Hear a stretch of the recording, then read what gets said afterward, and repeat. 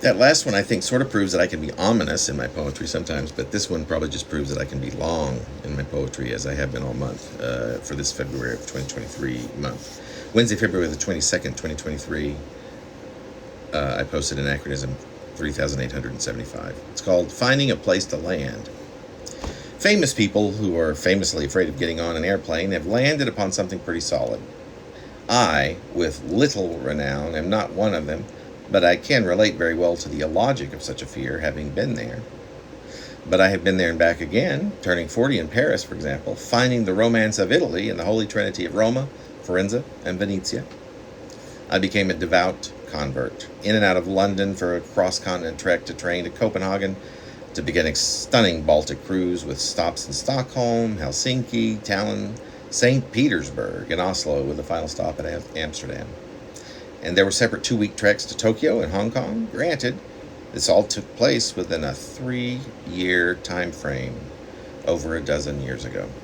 A lot has happened since the last trip abroad, and it's odd to frame the severity of what had become an inability to board an airplane so that I might arrive in such a faraway somewhere.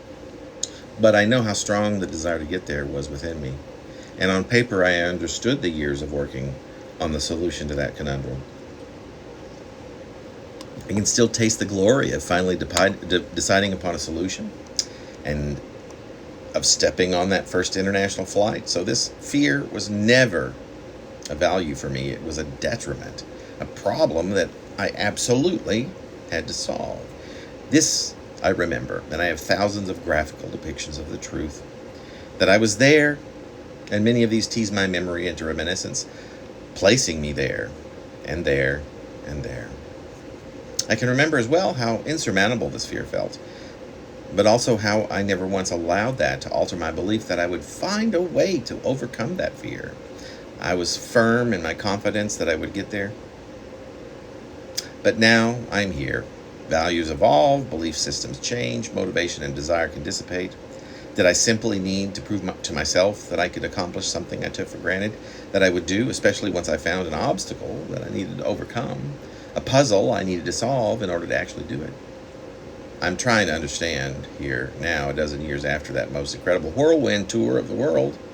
I'm sitting here, frustrated with these thoughts, forcing myself at them in order to get an answer to something, to rediscover purpose, to gather somewhere in me the motivation.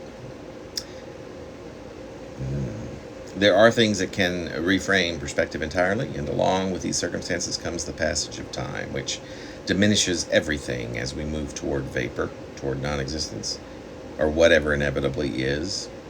This, today, seems the enemy to me, and a brutal one at that, because at some point, it is to this enemy that we must each concede.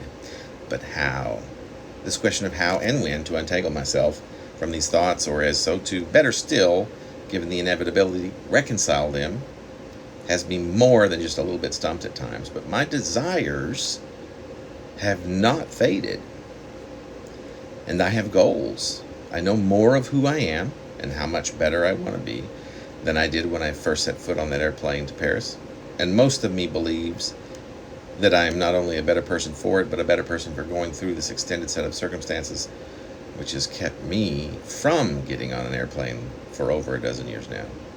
That has kept me from landing at whatever new place, has had me instead flailing about as in a large body of water, no land in sight, gasping for breath, finally seeing land, and for what seems like forever, exhaustedly swimming steadily forward to it. Will I get there? I'll say yes, today. That is the only answer there can be. And when I do, where will I be? I cannot be certain and sure. It feels at times like a devastating setback to have such a fuzzy goal, knowing where I have been, knowing how much determination I had of getting there, a feeling so assured of where I would be when I set foot on the earth once again. But the exciting part was getting acquainted with this foreign environment, the discovery, the education, and these are things I can do just as well once I make it to the shore, once I find myself once again on solid land.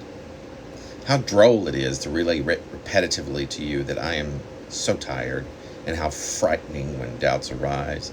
about whether or not I will make it. So I teach myself the grace, the choreography of swimming, and I believe so intensely that I can literally taste the sand of the approaching shore, of the land that I approach, of the land upon which I will soon stand. And as it gets closer, I get hungrier, and I believe. And once I have learned all I can from this water, and once I have learned all I want from this new place upon which from my graceful swim, that will become a crawl in which I cling to rocks or the sand of a foreign land, from which I will rise, get back upon my feet with my head in the sky, and explore and explore and explore. Once I am done, I will, replete with all of this new knowledge, this education, I will, and with swagger, board another flight. And wherever it lands, so will I.